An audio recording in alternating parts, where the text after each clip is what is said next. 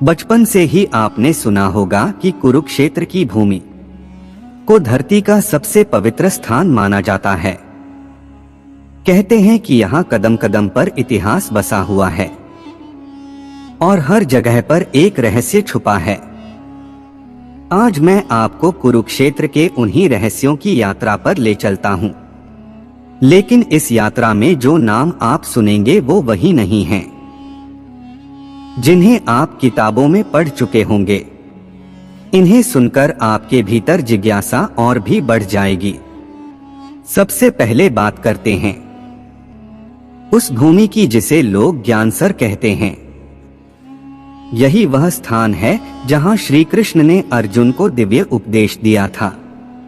कहते हैं कि जब भी वहां कोई शुद्ध मन से खड़ा होता है तो गीता के श्लोक जैसे कानों में फुसफुसा जाते हैं।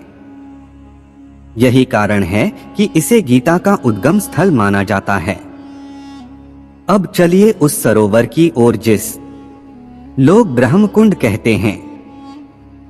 मान्यता है कि सृष्टि की रचना से पहले ब्रह्मा जी ने यहीं स्नान किया था। आज भी लाखों लोग इस जल में डुबकी लगाते हैं और विश्वास करते हैं कि इससे उनके पिछले जन्मों के पाप तक धुल जाते हैं।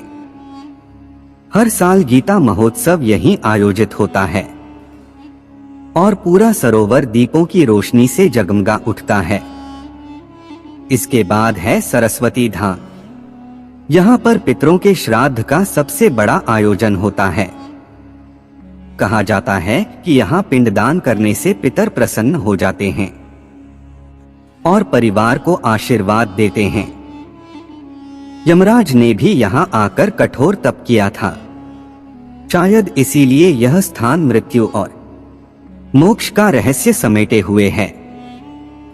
अब चलते हैं काली पीठ की ओर। महाभारत युद्ध से पहले पांडवों ने यहीं आकर देवी का आशीर्वाद लिया था। आज भी नवविवाहित जोड़े यहाँ आकर मंगलसूत्र चढ़ाते हैं और अपने जीवन के संकट दूर करने की प्रार्थना करते हैं।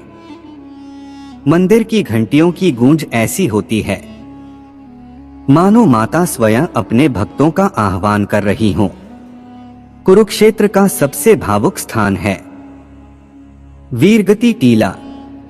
यही वह जगह है जहां अर्जुन का पुत्र अभिमन्यु चक्रव्यूह में लड़ते हुए वीरगति को प्राप्त हुआ था। कहते हैं इस भूमि की मिट्टी आज भी लाल है जैसे उसमें उस वीर का रक्त मिला हो। इस स्थान पर खड़े होने से दिल अपने आप भारी हो जाता है। इसके बाद आता है समागम सरोवर। इसे कुरुक्षेत्र का हृदय कहा जाता है। मान्यता है कि यहाँ सभी तीर्थों का संगम है।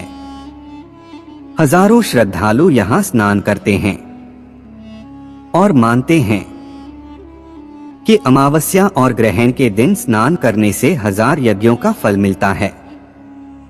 जब आप यहाँ खड़े होते हैं तो लगता है मानो पूरा ब्रह्मांड इसी जल में प्रतिबिंबित हो रहा है। फिर है भीष्म जलकुंड। युद्ध के समय जब भीष्म पितामह बाणों की शैया पर प्यासे लेटे थे तब अर्जुन ने अपने बाण से धरती पर प्रहार किया और वहां से जल का सोता फूट पड़ा। वही स्थान आज भी भीष्म जलकुंड कहलाता है। यहाँ का जल आज भी निर्मल और पवित्र माना जाता है। इसके बाद है कामदेवी धाम। कहते हैं यहाँ माता की पूजा करने से हर मनोकामना पूरी होती है। दीपों की जगमगाहट और घंटियों की आवाज से मंदिर ऐसा लगता है जैसे दिव्यता का सागर बह रहा हो। इसी कारण लोग इसे संकटमोचन धाम कहते हैं। अब बात करते हैं च्यवन आश्रम की। यह वही जगह है जहां महर्षि च्यवन ने घोर तप किया और देवताओं से अमरत्व का वरदान प्राप्त किया। आज भी साधक यहाँ ध्यान करते हैं। और मानते हैं कि इस स्थान की ऊर्जा आत्मा को शांति और ज्ञान देती है।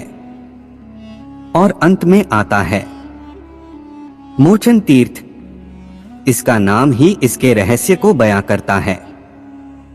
मान्यता है कि यहाँ स्नान करने से सभी पाप नष्ट हो जाते हैं। यहाँ का शिव मंदिर बहुत प्राचीन है और श्रद्धालु मानते हैं कि यहाँ की भक्ति से आत्मा को मोक्ष की प्राप्ति होती है। ये तो सिर्फ 10 स्थान हैं, लेकिन कुरुक्षेत्र की धरती पर कुल 48 कोस ऐसे ही अद्भुत और रहस्यमयी स्थलों से भरे हुए हैं। हर स्थान अपने भीतर एक कहानी छुपाए बैठा है। अगर आप इन पवित्र स्थलों के बारे में और जानना चाहते हैं तो इस यात्रा को आगे बढ़ाने के लिए तैयार हो जाइए। पूरा वीडियो देखने के लिए दिल के गहराई से शुक्रिया, धन्यवाद।